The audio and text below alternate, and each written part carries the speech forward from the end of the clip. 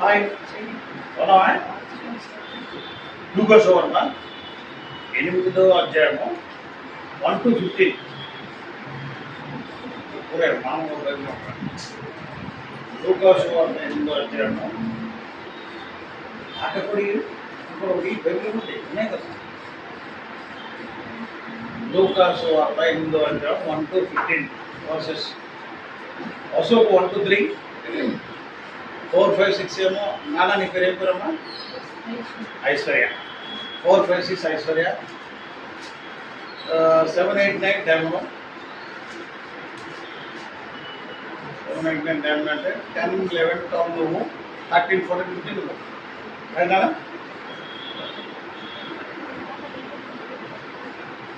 లూకాసు వార్త 8వ అధ్యాయము వర్సెస్ 1-15 వరకు ఈరోజు మనం వాక్యాన్ని ధ్యానం చేస్తున్నాము.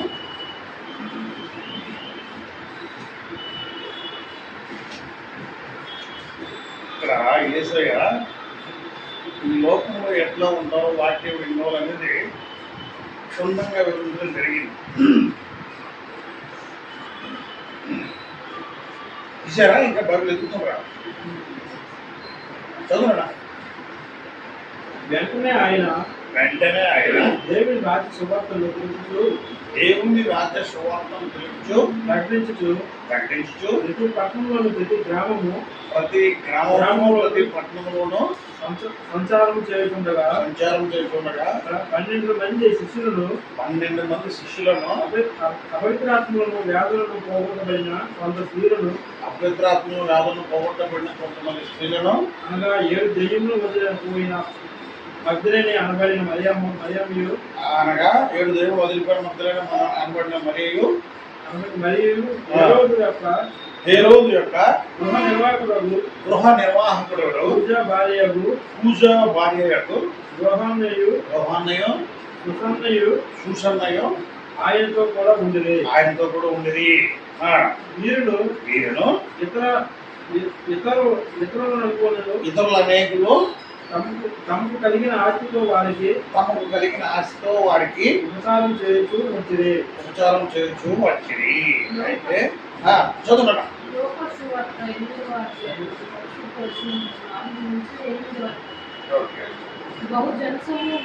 బహుజన సమూహము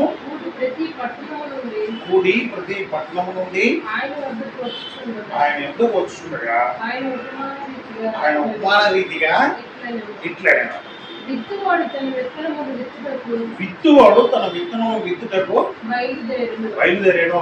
అతడు విత్తుతుండగా కొన్ని విత్తనములు త్రోవ పక్కన పడి త్రొక్కబడిను.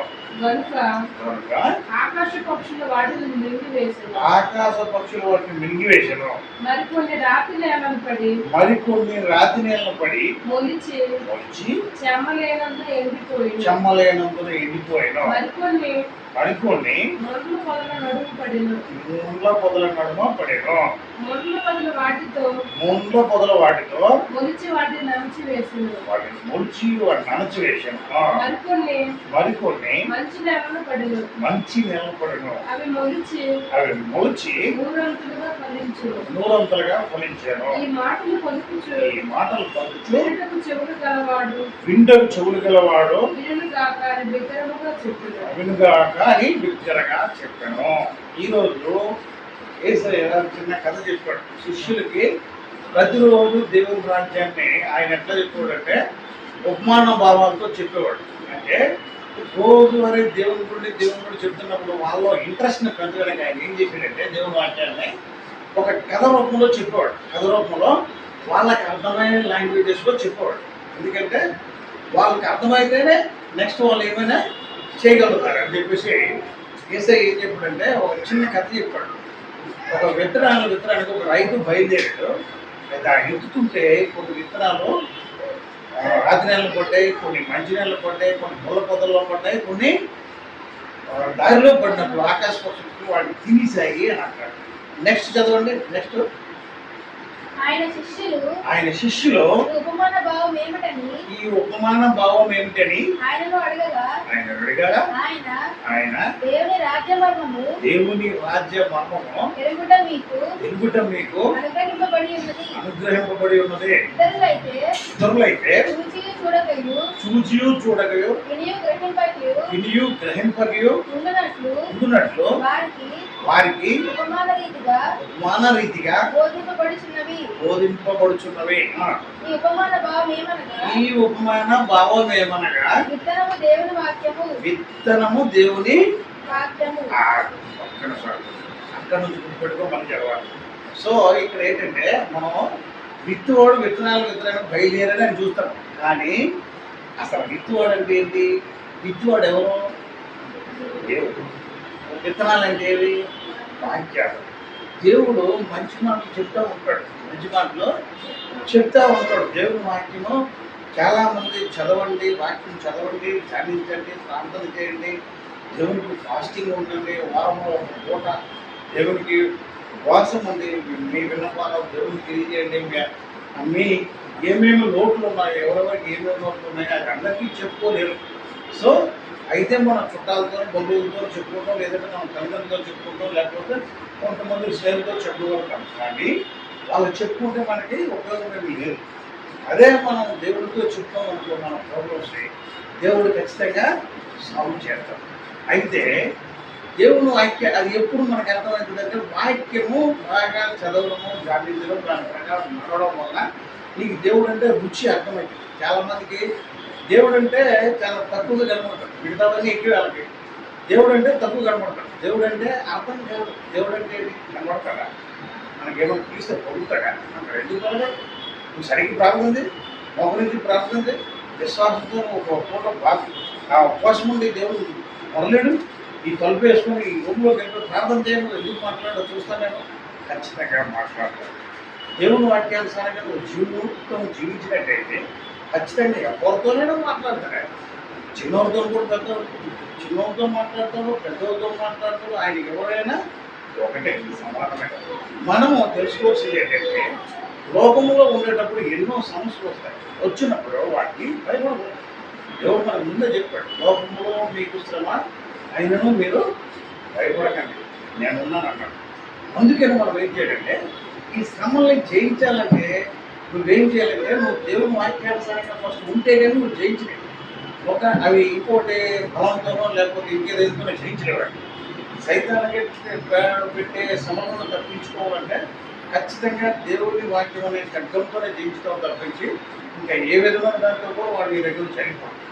అందుకని ఏసీ ఏం చెప్పాడంటే శిష్యులకి వాక్యాన్ని ఈ విధంగా చెప్పడం మొదలెట్టాడు. వాళ్ళకి అర్థమయ్యే భాషలు విత్తుడు బయలుదేరాడు. ఆయన కొన్ని విత్తనాలను విత్తుకుంటే ఏమంటే రాతి నీళ్ళలో పడిపోయి రాతి మీద పడే విత్తనం అంటే మొలకెత్తుతుందా?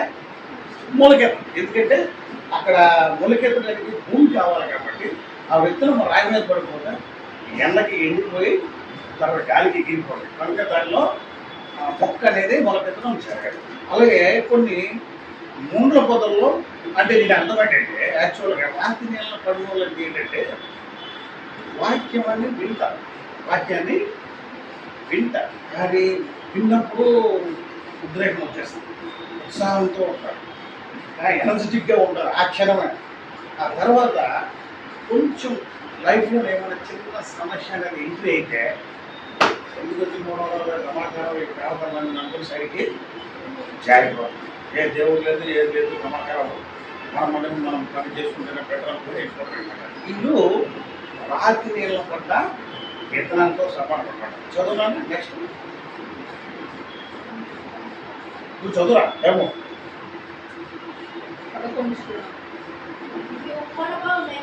ఈ ఉపమాన భావం ఏమనగా విత్తనము దేవుని వాక్యము.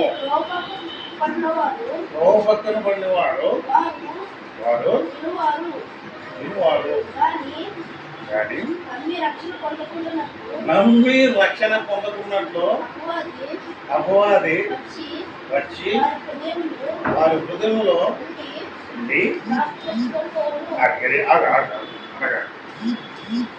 అంటే ఇక్కడ చూడండి, దేవుడు ఏమంటుందంటే యేసయ్య కోపక్క పడుచున్న వారు వినువారు కానీ నమ్మి రక్షణ పొందకున్నట్లు ఉపవాది వచ్చిన వారు భుజనములు వాక్యం వెళ్తున్న ఇక్కడ చూడరు ఎక్కడో వీళ్ళు ఎవరంటే వాక్యము వినువాళ్ళు కోపక్కన చర్చ అవుతుంటే ఇప్పుడు మనం వాక్యం చెప్తుంటే కూడా చాలా మంది వినబడుతూ ఉంటారు కానీ రాదు కొంచెం ఉంటారు వేసుకో మంచి దేవుడైనా ఉంటారు కానీ వింటారు కానీ అక్కడ వేరు లేనందుకు సైతాన్ని కానీ ఏదైనా శోధన చేసి పక్క సైడ్ అయిపోతారు.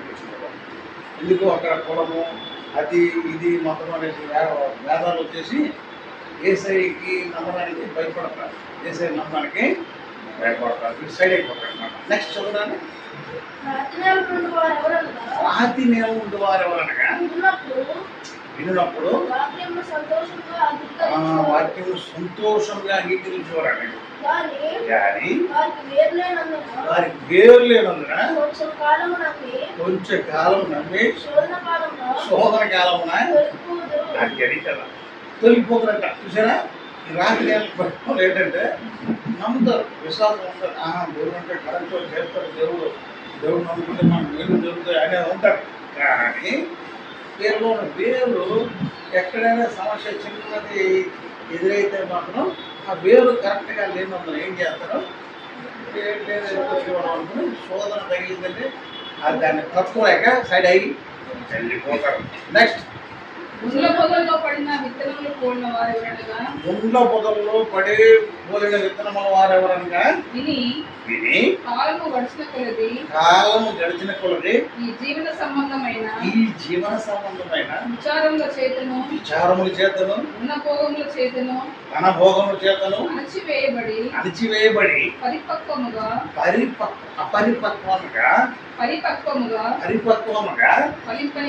ఫలింపని వారు అప్పుడు వీళ్ళు ఎవరట ముండ్ల పొదల్లో పడిన విత్తనాలు ఎవరంటే వాక్యం ఉంటారు, బాగా ఉంటారు. కానీ వీళ్ళకి ఏంటంటే ఆ ముండ్ల పొదలు అనేది దేనికి సాదృశ్యం అంటే లోకమునికి సాదృశ్యం ఏంటి? అలాంటి దగ్గర బంగారం ఉంది, మన దగ్గర లేదు. వాడి దగ్గర 10 ఎకరాలు ఉంది, మన దగ్గర లేవు. అయ్యో వాళ్ళ దగ్గర అది ఉన్నది, మన దగ్గర ఇది లేదు. ఈ ముండ్లకి లొంగిపోతారు.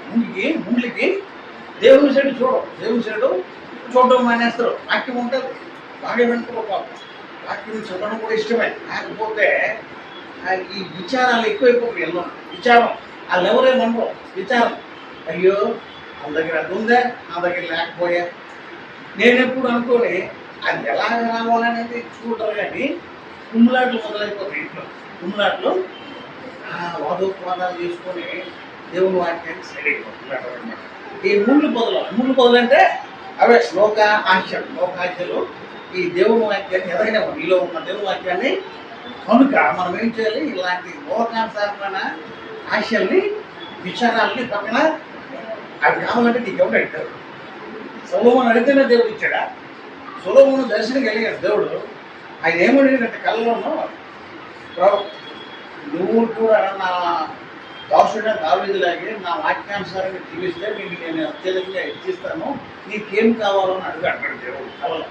సొలొమోను దావీదు కుమారుడు సొలొమోను అడిగితే అబ్బా ఆయన అంటాడు సొలొమోను అప్పుడు జ్ఞానంతో ఉన్నాడు. దేవుడు జ్ఞానం ఇచ్చాడు కాబట్టి జ్ఞానంతో కలిగిన మాట ఏంటంటే, అవ్వా ఇంత జనాన్ని ఉన్నారు, నా తండ్రి తరఫున నేనే వాగ్దానాలకి మరి మీరు నాకు అది ఇచ్చారు, కానీ వీళ్ళందరినీ పరిపాలించడానికి తగిన బుద్ధి జ్ఞానం బాగోలేదు నాకు ఇవ్వండి అన్నాడు. అది సరే దేవుడు వీళ్ళంత గొప్ప మాట అడిగాడని చెప్పేసి సరే అది కూడా ఇస్తున్నా. నేను అడగమనేటప్పుడు ఈ లోకాశలు అంటే ధనము బంగారము ఐశ్వర్యం నేను అనక్క, నువ్వు ఈ శత్రువు ప్రాణాలకు అడక్కంట. ఏమడిగినావంటే నా ప్రజల్ని ఏవడానికి మంచి బుద్ధి జ్ఞానం బాగోలేదు ఇవ్వండి అని అంటాడు. దానికి దేవుడు కన్మడైపోయి ఈయన అనలేదు. సో నువ్వు అవి అడగకపోయినా నీకు నేను అవన్నీ కూడా ఇస్తున్నాను, అంతేకాదు నీకంటే జ్ఞానవంతుడు ఇక్కడ నుండి పుట్టడు, నీ కింద కూడా ఉన్నాడు, ఇక్కడ నుంచి కూడా ఎవరు కూడా పుట్టబోడు, అంత జ్ఞానాన్ని నీకు ఇస్తున్నాడు. ఇవన్నీ వచ్చాయి. సో మనం ఆలోచించాల్సింది ఏంటంటే, అందుకే దేవుడు ఎప్పుడు ఒక మాట యెషయా గ్రంథంలో ధన ఘనత మహిమ ప్రభావము ఫల సౌందర్యంలో నా ఆధీనములో ఉన్నాయి. నేను ఎవరికి ఇస్తానో వాళ్ళకే ఇస్తాను. అందులో నువ్వెందుకు ఉండకూడదు? ఆ పొందుకున్న వాళ్ళు నువ్వెందుకు ఉండకూడదు? నేను ఎందుకు ఉండకూడదు? నువ్వు అది అడగాల. అది అడగాల. అడుగుడి మీకు ఇవ్వకూడను, అటుడి మీకు తీయకూడను, వెనకండి మరి అడగాలి కదా. ఎలాగా? నువ్వు నాకు ఇచ్చేసానంటారా? దేనికోసం అడుగుతాను? దానికి కూడా అడుగుతాను కదా. ఎందుకు అడుగుతున్నావు? దేనికి? ఏం పని చేయడానికి? ఏం ఉద్ధరించడానికి? చెప్పు. ఏం కార్యం చేయాలనుకుంటున్నాను? సొలొమోను అనేవాడు దేనికి? ఇంతమంది జనాలు ఉన్నారు, వాళ్ళందరికీ నేను పరిపాలన చేయాలంటే వాళ్ళని ఎంతో గొడవలు ఉంటాయి, కొట్లాట్లు ఉంటాయి, మేవేవో సంఘటనలు అనుకుంటే ప్రభు అన్నిటికీ నేను ఆ సమస్యల్ని సాల్వ్ చేయాలంటే నాకు జ్ఞానం కావాల్సిందే, దాన్ని నాకు అనుగ్రహించండి అన్నాడు. సొలొమోను టైంలో ఒక అది కూడా వచ్చిన చెప్తాను వినండి. సొలొమోను టైంలోనూ ఒక ఇద్దరు స్త్రీలు ఉంటారు. ఇద్దరు స్త్రీల్లోనూ ఇద్దరు కొట్లాడుకొని ఈ నోట అన్నాడు పట్టుకొని రాజుతో పెట్టాడు. సరేనా పోయి ఒక కత్తి ఒకటి పట్టుకోండి అంటాడు.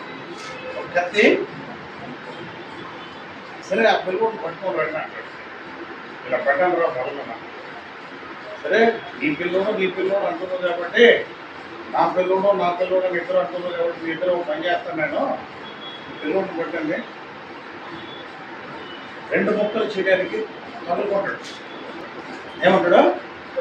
ఈ పిల్లోడికి ఈమె కొడుకు చనిపోతే ఆ చనిపోయిన కొడుకుని ఎలా ఏదో చేసింది. ఈమె కొడుకును కొట్టేద్దాం అనుకుని ఆమె నా కొడుకు అన్నా మొదలెట్టాడు. దాంతో ఏమైందంటే సొలొమోనుకి దేవుని జ్ఞానం ఎక్కువ ఉంది కాబట్టి ఆ పిల్లోడిని బలంగా పడుకుని పెట్టండి, కత్తి తీసుకురండి. తల్లిదండ్రులు ఉన్నారు. నా కొడుకు అంటే నా కొడుకు అంటాడు. మీరు అక్కడ ఉండాలని చెప్పాడు. ఏం చేశాడంటే కత్తి తీసుకుని అందరూ చూస్తున్నారు. కత్తి తీసుకుని నీకు ఒక పని చేస్తాను, 2 చేస్తాను. మరి నీ కొడుకు అంటున్నావు నువ్వు కనుక ఇద్దరికి నేను న్యాయం చేస్తాను.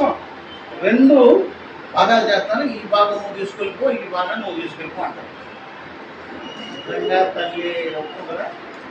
నిజమైన తల్లి ఒప్పుకుంటుందా? ముక్కలు చేయడానికి ఒప్పుకుంటుందా? దోషం ఒప్పుకుంటావా? నిజంగా ఇది ఈ ఎవరు ఆమె తల్లి టైంలో ఏమంటారు? అలాగే మహాప్రభు అంటాడు. అలాగే మహాప్రభు ఆ 2 ముక్కలు కట్ చేయండి, నేను 1 ముక్క తీసుకెళ్ళిపోతాను అంటే సొలొమోనుకి ఏమంటుందండి? ఈమె నిజమైన తల్లి ఏమంటుంది? వచ్చి ఆయన కాలు మీద పడిపోయి ఆమెకి ఇచ్చేది. కానీ ఆ బిడ్డనే 2 ముక్కలు తిరిగితే ఆ బిడ్డని ఆమెకి ఇచ్చేది. నాకు కావాలండి వదిలేడు. నాకు అప్పుడు పసిగట్టేసి ఈ పిల్లలు తీసుకునే 2 మందికి ఇవ్వమన్నారు. ఎందుకంటాడు? ఆమె తల్లి కాబట్టి 9 నెలలు కాసి తెచ్చింది కాబట్టి, కడుపులో మోసి తెచ్చింది కాబట్టి ఆమె కొడుకుని 2 ముక్కలు చీల్చేస్తానంటే ఏ తల్లి కూడా దక్కన కాలు మీద పడిపోయి నా పిల్లలు నాకు ఇచ్చేది సార్ అంటే ఎవరి దగ్గర ఉన్నా వాడు బతికే ఉంటాడు. ఇప్పుడు ఇలా చేసేస్తే ఆడు చచ్చిపోతాడు అని చెప్పేసి పురుషుల తల్లి ఏమంటారు? ఆయన ఇచ్చేది పొందరా. సో రాజుకి అసలు విషయం అర్థమవుతుందా? తీసుకెళ్ళి 2 ఉండరా, ఆ ముందుగానే తీసుకెళ్ళిపోయినా. సో అట్లా ఆయన గణంతున్న జ్ఞానాన్ని దేవుడు ఇచ్చాడు. అలాగే ఇప్పుడు మనం కూడా ఏం చేయాలంటే దేవుని వల్ల అన్ని కార్యక్రమాలు సాధ్యమవుతాయి. All things are possible with God. దేవుని వదిలేసి నువ్వు నేను ఏమి చేయలేవు. దేవుణ్ణి పట్టుకొని ఏమైనా చేయగలుగుతాం.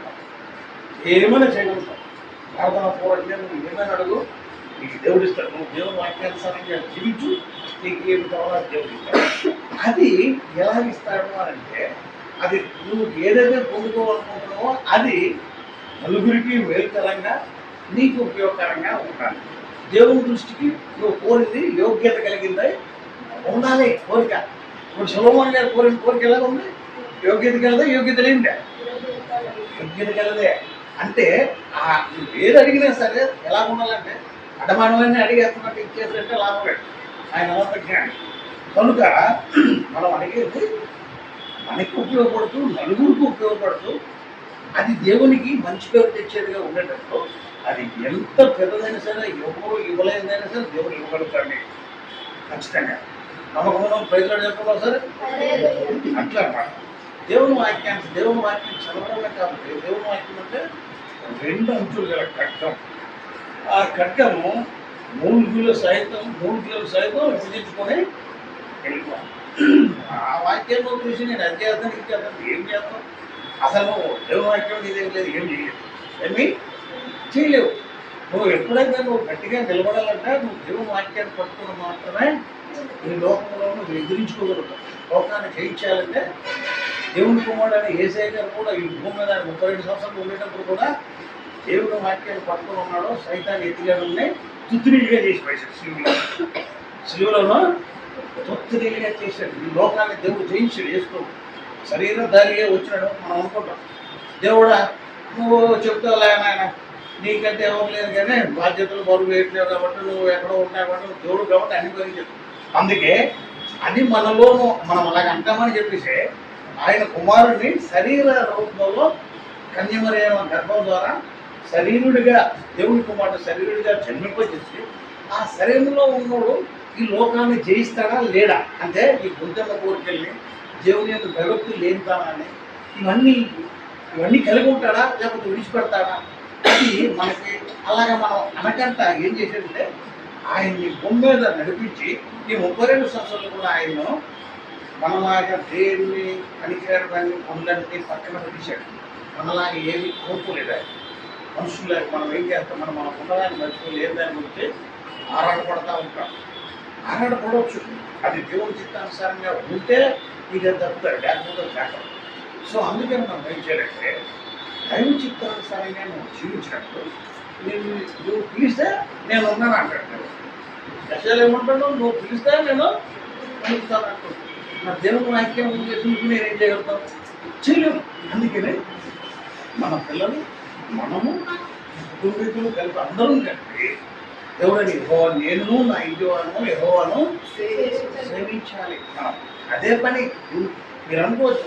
మిగతావి ఏం కావాలి నీకు తెలుసు, ఆయన తెలుసు అనుకోండి. నీకు తెలిసిన ఆయన ముందు తెలుసు. నీకు అది కావాలని కూడా దేవుడికి నువ్వు ఎక్కడున్నా కూడా తెలుసు. భూమి మీద ఉండేటప్పుడు నీకు ఏం అవసరమో తెలియదు ఆయన, అన్నీ తెలుసండి. కానీ నీ విశ్వాసాన్ని పరీక్షించడానికి కొన్ని సందర్భాల్లో ఆయనే కొన్ని వదులుతూ ఉంటాడు.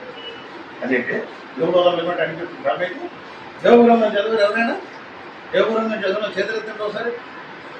దేవగ్రంథం చదువులో యోగ గ్రంథాన్ని తెలుసా? యోగ గారిని కూడా సమస్యలో అభివృద్ధి దేశంలో మంచి ధనవంతుడు, సూపర్ ధనవంతుడికి 7 మంది పిల్లలు, ఒక భార్య, మంచి ఆయన ధనవంతుడు ఎవరు లేడు. ఆయన దేవుని భగవద్గీత ఇప్పుడు వదలలేదు. ఎంత ధనమున్నా దేవుని భగవద్గీతలో వదలలేదు. అయితే యెహోవా సన్నిధిని దేవుని సన్నిధిని దేవదూతలు నిలబడే టైం ఒక రోజు వస్తున్నట్ట. ఆ రోజు సైతాన్ని గారు కూడా దేవుని దేవుడితో సహా అక్కడ వెనక్కి నిలబడ్డాడు. దేవుడు అడిగాడు, పేరు సైతాన్ ఎడికి వచ్చినవరా నువ్వు? నేను భూమి మీద అటు ఇటు తిరిగాడు, ఇక్కడికి వచ్చాను. సరే ఏంటి కదా దేవుడే చెప్తాడు. ఏదో అసలు దేవుడు ఏమంటాడు తెలుసా? నా సేవకుడైన యోగం గురించి చూసావా? ఆయన దేవుని ఉన్నవాడు యథార్థవర్తనుడు, దేవుడిని ప్రవర్తించేవాడు యథార్థవర్తనుడు యోగు అంటాడు దేవుడు. దేవుడే. అప్పుడు ఆడంటాడు సైతంగా ఆయన చెప్తారని మీరు యోగు ఊరకనే దేవుడిని ప్రవర్తించేవాడు అయిపోయాడా? మీరు ఆయనకి అన్నీ ఇచ్చేసి ఆ ఇచ్చింది ఆయన ముందు అన్నీ కంచెలేసేసి ఏ శత్రువులను దూరకుండా ఉంచారు కాబట్టి ఆయన మిమ్మల్ని అనుకునే ఉంటుండు. అది ఒకసారి తీసేయి. అలా వచ్చావా? మనకి చేసిన కార్యక్రమాలన్నీ సైతాన్ని కానీ బుద్ధి రావాలని దేవుడు చేస్తాడు. ఇప్పుడు యోగు గారు ఏమంటాడు, అన్నీ ఇచ్చావు కాబట్టి నేను మొక్కుతాను, నువ్వు అవన్నీ తీసేస్తే నేను క్షణాల్లో వదిలేస్తాడు. సెకండ్లో చలో ఒకే నువ్వు కావాల్సిందంత చేయలేవు అన్నాడు. టైం ఇచ్చి ఫస్ట్ ఏం చేస్తాడు? యోగు గారి గాడిదలు లేవు, శత్రువులు ఎత్తుకెళ్ళిపోవు, గొర్రెలు ఎత్తుకెళ్ళిపోవు, ఒంటెలు ఎత్తుకెళ్ళిపోవు, సమస్త భూములు ఖర్చు అయిపోతుంది. ఆ తర్వాత పిల్లలు ఒక దగ్గర ఉంటా ఉంటే అందరూ కలిపి ఆ ఇల్లు కూలబడిపోయి పిల్లలు తెచ్చుకోరు. నెక్స్ట్ అన్నీ కూలబడిపోయిన తర్వాత అన్నీ పోతాయి. ఈ ఐశ్వర్యం అనే పోతారు. పోయిన తర్వాత నెక్స్ట్ ఏంటంటే ఆయన మళ్ళీ యెహోవా సన్నిధిని దేవదూతలు కూర్చుండే రోజు ఒకటి వస్తుంది. ఇది నాకు కాదు పర్లేదు. ఈ యెహోవా సన్నిధిని కూర్చునే క్లాస్. అయితే యెహోవా సన్నిధిని కూర్చోడానికి దేవతలతో సహా సైతాన్ గారు కూడా వస్తారు. ఏమో సైతాన్ ఏమైంది మరి కదా యోగ సన్నిధి ఏమైంది అంటే అదే చెప్తాను. మనిషికి అయితే బలం ఉంది కదా, ఇంకా శరీరం ఉంది కదా, ఈ పోయిన వాళ్ళని ఎంతసేపు కష్టపడతాను సంపాదించేస్తున్నారు. మీరు అట్లా వచ్చినావా? చలో ఓకే, అది కూడా చేయాలి. అరికాలం మొదలుకొని నడినెత్తి వరకు బాధాకరమైన పూర్తులు మొత్తేస్తారు సైతన్యం. సైతన్యం కాదు దేవుడు. ఎవరక్కడ ప్లానర్ ఎవరు, గేమర్ ఎవరు, గేమ్ చేంజర్ ఎవరు? ఇక్కడ దేవుడే. అక్కడ అసలు సైతన్యాలు అడిగాడు యోగ గురించి, ఆయనే చెప్పాడు. అంటే విశ్వాసానికి మనకి టెస్ట్ జరుగుతుంది. టెస్ట్ జరిగినప్పుడు ఆ టెస్ట్లో మనం పాస్ అవ్వడానికి దేవుడు వైపు మాత్రం చూడాలి. కోపం వైపు చూస్తే దేవుడు వదిలేస్తాడు ఖచ్చితంగా. అందుకని యోగ గారు ఏం చేశారో అన్ని టెస్టులు పెట్టిన లాస్ట్కి శరీరం అంతా అవగాహనమైపోయింది, కుష్ఠూరులా తయారైపోయాడు. ఆ కోపుడికి ఏం చేశాడంటే ఎంత ధనవంతుడు అన్ని అంతస్తుల మీద కూర్చున్నాడు. ఆయన కూర్చుంటే సలాం మహాప్రభు అనుకుని వచ్చిన వాళ్ళు అందరూ ఆయన చూసి తల ఊడ్చి చూడు మనమందరూ ఏమనుకుంటారు, ఒక చిన్న గుడిసెలు ఉన్నాడు కనికరాకంటే అయిపోతే ఏమంటారు జనం, ఇల్లు పొరుగు పక్కింపు ఆడి గుడిసెలు అందరూ ఏమంటారు, ఆడంత బేకరగాడు కాకపోతే ఇట్లా అయిపోయాడు. యాక్చువల్గా రాజు అంటాడు.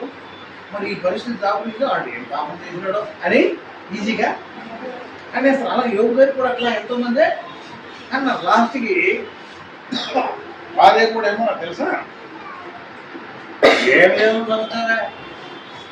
నమ్ముతావు దేవుడిని దూషించి మరణమైపో ఎందుకు వచ్చి కూడా దేవుడు తిరుగుతున్నాగా, నా పిల్లలు పోయినా, నా బండి పోయినా, సంసారం అంతా ఊళ్ళో అంతా అయిపోయింది, బండిని బట్టి సీని ఏం చేసినా లేక ఇంకా దేవుడు అంటాం మళ్ళీ అట్టి వదిలేసా దేవుడు అంటాడు. భార్య నేనేమంటాడు తెలుసా, దేవుడే ఇచ్చాడు, దేవుడే తీసుకెళ్ళిపోయాడు, దేవుడికే మరుగుదలంగా అంటే ఇంకో మాట్లాడతాడు. మూర్ఖురాలు మాట్లాడినట్టు మాట్లాడుతూ దేవుని వల్ల మనం మేలు మాత్రమే అనుభవిస్తామా, కీళ్ళు మాత్రం అనుభవించలేమా, కీళ్ళు కూడా రుచి చూడాలి దేవుడు వాళ్ళు అని అంటాడు. ఈ విషయంలో దేవుడు మాట వలన కాకుండా ఇంకా దేని ద్వారా కాకుండా కూడా దేవునికి వ్యతిరేకమైన మాటలు ఆయన మాట్లాడు. అందుకే ఆయనకి ఏవేవైతే ఉన్నాయో అన్నీ అంతకంటే డబుల్ ట్రిపుల్ ఆశీర్వాదము మళ్ళీ వచ్చేసింది. సో అందుకనే మనం ఏం చేయాలంటే ఏదైనా సరే దేవుడి చిత్తానుసారంగా మనం ఉండేటప్పుడు ఏ పనితోనైనా దేవుడి చిత్తానుసారంగా జీవించినప్పుడు ఖచ్చితంగా దేవుడు మనకి హెల్ప్ చేయడానికి రెడీగా ఉంటాడు. మనుషులైతే మనం ఇస్తేనే మనల్ని మంచివాడు, మనం ఇవ్వకపోతే మనం చావుకోవచ్చు. అదే అంటాం, చిన్న ప్రోగ్రాం పెడితే పెళ్ళి మనుషులు పిల్లలు పెట్టకపోతే చావు. అందుకే మనం ఏం చేయాలంటే దేవుడి మీద ఆధారపడే ఆలోచన కలిగి ఉండాలి నిత్య జీవితం. నెక్స్ట్ చదువు సార్. మంచి నేల నుండి విత్తనములు పోలిన వారెవరనగా, మంచి నేలలో విత్తనములు పోలిన వారెవరనగా, యోగ్యమైన మంచి మనస్సుతో వాక్యము విని దానిని అవలంబించి ఓపికతో ఫలించువారు. ఈ మంచి నేల విత్తనాలు అంటే ఏంటంటే, ఈ మంచి నేల అనేవాళ్ళు చూడండి, మంచి నేల అయితే మనం మంచూరు అంటే ఎట్లంటే వాక్యం విని జాగ్రత్తగా అన్ని అర్థమైపోతుంది. యోగ గురించి అర్థమైపోయింది, దావీదు గురించి అర్థమైపోయింది, సొలొమోను గురించి అర్థమైపోయింది, మోసే గురించి అర్థమైపోయింది, ఏలే గురించి అర్థమైపోయింది, ఆమోస్ గురించి అర్థమైపోయింది, యోనా గురించి అర్థమైపోయింది, మత్తయి మార్కు అందరి గురించి అర్థమైపోయినోడు, సౌలు గురించి కొందరు సౌలు, కొందరు సౌలు, వీళ్ళందరి గురించి ఇందులో రాయకూడదు ఉంది. కాబట్టి ఇవన్నీ చదువుకున్నాడు ఏం చేస్తాడంటే, ఎలాంటి కష్టాన్ని అన్నా వెంటనే ఆడికి ఏ కష్టం వచ్చినా ఆ కష్టాన్ని తగ్గట్టు ఆ చపంలోకి వెళ్తాడు. ఒకవేళ ఈ కష్టం ఏమన్నా వచ్చిందనుకో, యోగుకి రాలేదా కష్టాలు, మనకి వచ్చినాయి, అవే పోతాయి, ఏం కాదు, దేవుడే ఉన్నాడు. అది మనకి లేనివాడు ఏ ఆదివారం లేదు, ఏమైనా చర్చలేదు గీచలేదు అక్కడ కూర్చున్నాడు, ఏమన్నాడు తిరిగి కూర్చున్నాడు, ఏం చర్చ అవసరం లేదు అక్కడ. ఇంకేంటి మనకి కష్టం వచ్చిందంటే దేవుడిని వదిలేస్తాడు. ఎవడు వాక్యానుసారంగా లేనోడు. అదే వాక్యానుసారంగా ఉన్నోడు ఏ కష్టం వచ్చినా దేవుడిలోనూ దాన్ని ఎదుర్కొంటారు ధైర్యంగా. ఎంతోమంది ఎదుర్కొన్నారు మనం భక్తులు. అతని కొంతమంది భక్తులు, ఇప్పుడు భక్తులు, ఇంకా రాబోతున్న భక్తులు, ఎవరో ఒకరు మనకు తెలియదు కానీ వాక్యం నీ చేతిలో పట్టుకుంటే, వాక్యానుసారంగా జీవించడం మొదలు పెడితే నీకు అన్నీ మెడలే జరుగుతాయి.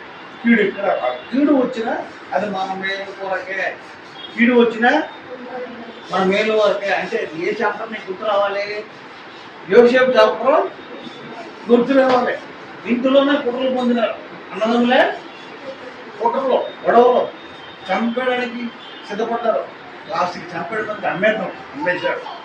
అది ఆయనకి జీవితంలో మేలుకే చేశాడా, దేవుడు కీడు చేశాడు? అది మేలుకే చేశాడు. సో ఇప్పుడు మనం అర్థం చేసుకోవాల్సింది ఏంటంటే, దేవుడిని ఏ స్థితిలోనైనా దేవుడిని బయటపరిచే గుణము నీలో నాలో ఉంటాడు. అదొక్కటే చాలు. నేను ఒకటే నమ్ముతాను ఎప్పుడు, నా దేవుడు నా పక్షంగా ఉండగా నాకు విరోధి యెహోవా నా కాపరి, నాకు లేని అదొక్కటి కలిపి. ఇంకొక వాక్యం వచ్చేసి నాలో యెషయాలో ఎవరు దీనినే నలిగిన హృదయం గలవాడని నా మాట విని మనసులో వాడినే నేను అంటాడు. ఈ మూడు నాకు ఎదుగుతూ ఉంటాయి. ఏ కష్టంలోనైనా, నష్టంలోనైనా, సుఖంలోనైనా, ఇబ్బందులోనైనా ఇది కూడా వెంటనే దానికి తగ్గట్టు అమలుకుంటాను. అలా అమలు చేసుకుంటూ వెళ్ళిపోతుంటాడు. సో వాక్యం చదువుతున్న వల్ల నీలో ధైర్యం, వాక్యమై ఉన్న దేవుడు నీకు ధైర్యాన్ని ఇస్తాడు. నువ్వు పనికిరాను అల్లరితో కూడిన ఆటపాటల నుంచి నీకేం రాదు. దేవుడిలో ఎప్పుడైతే పర్ఫెక్ట్గా ఉండడం మొదలెడతావో ఆటోమేటిక్గా దేవుడి శక్తి నీలో పనిచేయడం మొదలెడుతుంటాడు. దేవుని శక్తి నీలో పనిచేసిందంటే సైతాన్గా నీ దగ్గర నిలబడతాడా? అప్పుడు నీకు మేలే దొరికింద. సో ఆ విధంగా మంచి నేలలో పట్టడం లేవంటే వాక్యానుసారంగా జీవించి దేవుడిలో చిన్నదైనా పెద్దదైనా, మంచిదైనా చెడైనా, ఇబ్బంది అయినా ఇరుకైనా దేవుడు ఉన్నాడు. నాకు ఇదేం చేస్తుంది ఈ ప్రభావం అనుకోని ముందుకి దేవుని బలతో సాగిన వాళ్ళు మాత్రమే ఈ మంచి నేలలు పడి 10 20 100 ఫలించి అభివృద్ధి చెంది అనేకులకి మేలుకరంగా జీవించినట్టు. సో వీళ్ళు ఎప్పుడు ఎక్కడికి వెళ్తారంట? దేవుని రాజ్యానికి, దేవుని యొక్క నిత్య రాజ్యానికి వారసులు వీళ్ళు. అదే మనం. సో మనం కూడా ఆ విధంగా మన లైఫ్లోనూ, కుటుంబ జీవితంలోనూ, వ్యక్తిగతంగా ఒక కుటుంబం అయిన తర్వాత ఆ తర్వాత నలుగురితో ఉండేటప్పుడు ఎన్నో ప్రాబ్లమ్స్ వస్తాయి. వాటన్నింటినీ దేవుని చేతులు పెట్టడమే, ప్రార్థనాపూర్వకంగా చేయించడమే. బహువా ఏంటో ఇదాన్ని ప్రార్థనతో ఆంధ్రయ్యడం అనుకున్నాను కాంపిటీషన్. కాకపోతే ఏంటి, కొట్లాడుతాం అనుకొని అవసరం లేదు. నువ్వు ప్రార్థన చేస్తే దేవుడు అక్కడ పని జరిగిపోతాయి. అందుకు నేను ఉదాహరణ చెప్తాను. హిజ్కియా సన్హెరీబు దగ్గరికి వచ్చాడు. హిజ్కియా ఇజ్రాయెల్ దేశంలోనే. మన ఇజ్రాయెల్ తక్కువ ఉన్నారు. సన్హెరీబు పెద్ద సైన్యంతో మొత్తం ఆక్రమించి చుట్టూ కబ్జా చేశాడు ఇజ్రాయెల్ దేశాడు. హిజ్కియాకు భయపడిచింది. అయ్యో వీడు ఇంత సైన్యంతో వచ్చాడు, నా దగ్గర అంత సైన్యం లేదు, అబ్బా ఏంటి నా పరిస్థితి అనేసి మోకరించి బట్టలు చింపుకొని ఫోన్ పట్ట కట్టుకున్న వాళ్ళు కూడా దేవుడి సైడ్ ఆకాశంలో చేతులెత్తి ప్రార్థన చేస్తే ఎవడేం చెప్పాడు తెలుసా? అసలు యుద్ధం చేయగలను, ఎందుకు భయపడుతున్నావు? యుద్ధం చేయగలను ఊరకనే నువ్వు కూర్చోలేక చూడు, నేను చెప్తాను. నువ్వేం యుద్ధం చేయవు, నీ సైన్యం నాకు అవసరం లేదు, నువ్వు నా మీద ఆధారపడ్డావు కాబట్టి నీ వాళ్ళు ఎవరు యుద్ధం చేయక్కర్లేదు, నేనే నీతో యుద్ధం చేస్తాను అన్నారు. వాళ్ళే పుంచుకునేటట్టు శత్రువుల్ని చేశాడు. ఉల్టా వీళ్ళందరూ వెళ్ళిపోయి వాళ్ళని దోచుకుంటాడు. సో దేవుడు ఇప్పుడు మన పక్షంగా మనకు విరోధంటూ ఎవరు ఉన్నాడు? మన విరోధాన్ని సైతాన్ని ఆడవాళ్ళనే వీళ్ళు వీళ్ళు శత్రువులు నెరవేరుకుంటున్నాడు.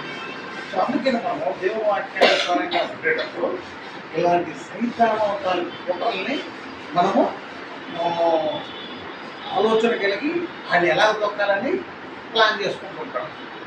అది లేనప్పుడు దేవుడు వాక్యాలు మీలో లేనప్పుడు, మీకు వేరులో లేదు, దేవుడు వాక్యంలో లేవు అన్నప్పుడు వేరు లేని మొక్క లాంటివి ఉన్నాయి. ఆ మొక్క వేరు లేకపోతే మొక్క నిలబడుతుందా? ఎక్కువ రోజులు బ్రతక. దేవుని వాక్యం అనే వేరు ఉండాలి. మీలో నాలో ఏముండాలి? దేవుని వాక్యం అనే వేరు లేకపోతే ఆ మొక్క 2 రోజులు బాగా కనబడుతుంది. ఇప్పుడు చూడండి, వేరు లేకుండా ఒక మొక్క తీసుకొచ్చాడు, అక్కడ పెట్టినాము, 2 రోజులు బాగా ఉంటుంది.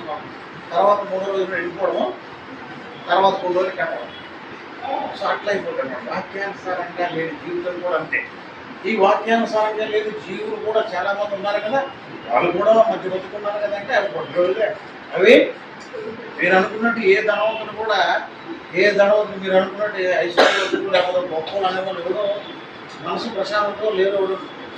ఎప్పుడూ బాధలు ఇబ్బందులు ఇరుకులు ఒకడు చేయి కాపాడుకోవడానికి ఇంకోటి లేని దాన్ని పట్టుకోవడానికి ఒకడు ఉన్నదాన్ని రక్షించుకోవడానికి ఇంకోవడం ఇలాగే ఉంటుంది యాక్షన్. అనుకుంటాం పైన పడ్డారా లోన పడ్డారా ఉంటుంది యాక్షన్. అనుక్షణం భయం అలా కాదు. నువ్వు దేవుడిలో జీవితే దేవుడు నిన్ను ఎక్కడ పెట్టాలో శాంతియుతమైన జీవితంలో నిన్ను నివసింపజేసి, అందుకే భక్తుడు దావీదు ఏమంటాడు 23వ కీర్తన చదవను సార్. 23వ కీర్తన ముందు వచ్చిన యెహోవా కాపరి నాపై పడును. సుభాష్. ఇంకా నెక్స్ట్ పచ్చిగల చోట్లలో ఆయన నన్ను పండజేయుచున్నాడు. అడ్డని కల ఆగండి. పచ్చికల చోట్ల ఆయన నన్ను అది అర్థమైందా? మరి ఇప్పుడు ఏం చేయాలి? యెహోవా నీకు కాపరిగా ఉండాలంటే మనం ఏం చేయాలి? మనం ఏం చేయాలి అసలు? యెహోవా నాకు కాపరిగా ఉండాలంటే మనం ఏం చేయాలి?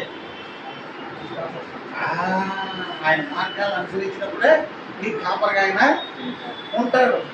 యెహోవా చూసారా? యెహోవా నా కాపరి మాకులేమి మరి ఇంకేంటి అంటే దేవుడు నీకు కాపరిగా చేసుకుంటే నీకు ఇంట్లో ఏమైనా లోటు ఉంటుందా? నీకేమైనా కావాలంటే తక్కువ చేస్తాడా? ఇంకా తల్లిదండ్రులు తక్కువ చేస్తాను, నాయన బంధుమిత్రులు తక్కువ చేస్తాను, నీకు ఉన్నదాన్ని కూడా ఎగమెంటేస్తారు. మన జనాలు ఎలా ఉంటారంటే మనకున్నది కూడా ఎగమెంటేస్తారు. ఉన్నదని చెప్పి ఉంటే మొత్తం తీసినందుకు వదలరు అక్కడ. కానీ దేవుడు మన దగ్గర నుంచి ఏమి ఆశించాడు మనకే ఇస్తాడు. అది తెలుసుకోవడం, అది తెలుసుకోవాలి. అది తెలుసుకుని మనం ఏం చేయాలంటే చక్కగా దేవుడు వాక్యానుసారంగా జీవించినప్పుడు ఖచ్చితంగా మనకి మేలులే జరుగుతాయి. సో ఆ విషయాన్ని గుర్తుపట్టుకుంటాం. నేను చిన్నపిల్లలు వినండి. ఎందుకంటే పిల్లలు మాకే ఎలాంటిదే అవసరం అనుకోవచ్చు. ఆల్రెడీ సమయాలు చిన్నప్పుడే పిల్లప్పుడే దేవుడు సన్నిధిని ఓడ్చడం మొదలెట్టాడు.